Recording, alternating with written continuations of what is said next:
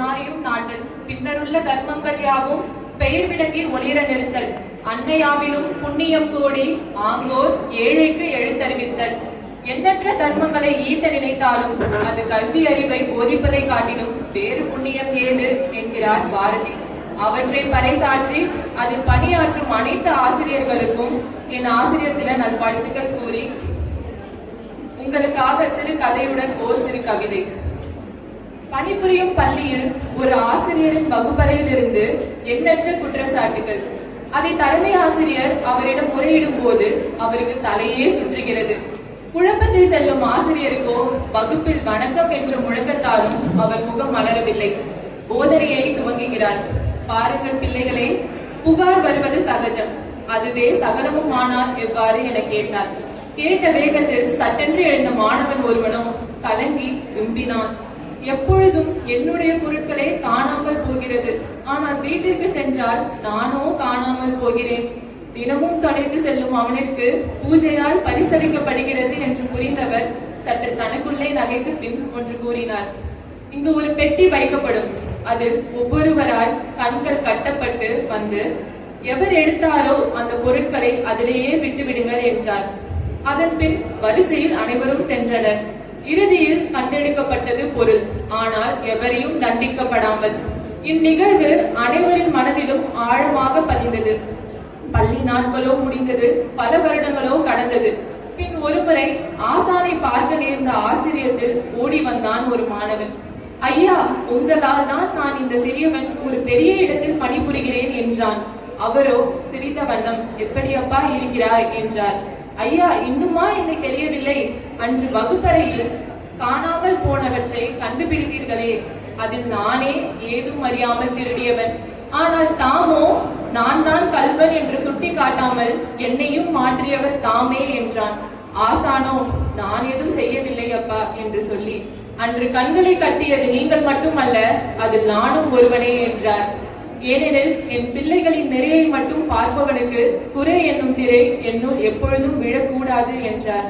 கேட்டதும் கண்களின் நீர் ததும்ப, அன்றோ கட்டி கொண்டது ஆசானின் கண்களே, ஆனால் இன்று திறக்கப்பட்டது என் மனக்கண்களே என நினைத்து முடிப்பதற்குள் அவர் அவன் தோள்களை தட்டி இதழோரம் சிரிப்பை கொட்டி மனதோரம் அன்பையும் கட்டி அவன் கட்டிய கோட்டையில் சிறப்பாய் வீற்றிருப்பார் சிறந்த ஆசானாய் முப்பொழுதும் அவன் கற்பனையில்.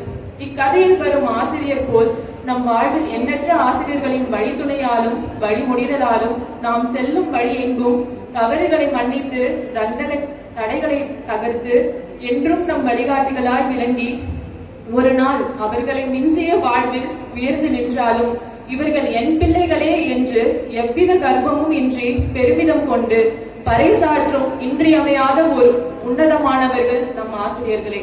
அவர்களுக்காக ஒரு சிறு கவிதை.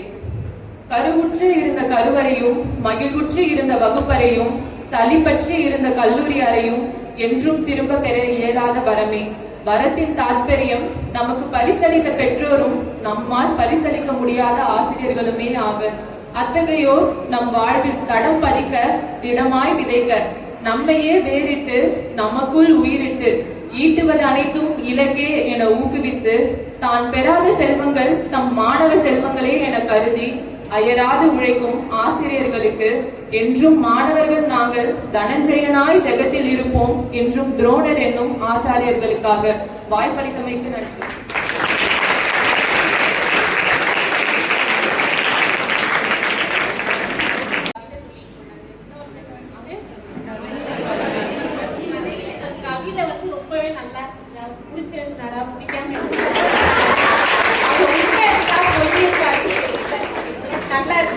அவருக்கு ஆற்றல், எழுத்து ஆற்றல் நல்லாவே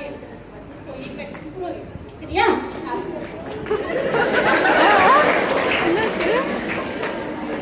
நல்லா இருக்கியா, நல்லா பண்ணிருக்கீங்க. All the best for your future. Hats off to your literary ability. So off. No, just for a joke, okay? So I really appreciate the talent that is hidden.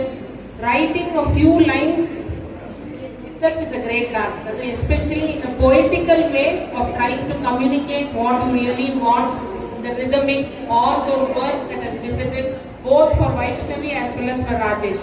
So please try to more and more, probably as a story or whatever it is, any anecdotal writing, you can definitely come up. The hidden talents, as we are all multitasking, so the literary ability of our students have also really come out. And I may not be a befitting person to comment upon the Tamil literature because hardly correct Tamil பேசுறதுங்கிறது it is a, I can only try. So but still I could hear and really enjoy whatever that was given. Very, very nice. So keep it up and keep really improving upon it. Thank you very much and best wishes. You all have some hidden talents. So when you bring out all that, it's very happy to see. And I always say, this is your profession, DHMS. But whatever passion you have and hobbies you have, you should always pursue in your life. I wish a very good luck for all.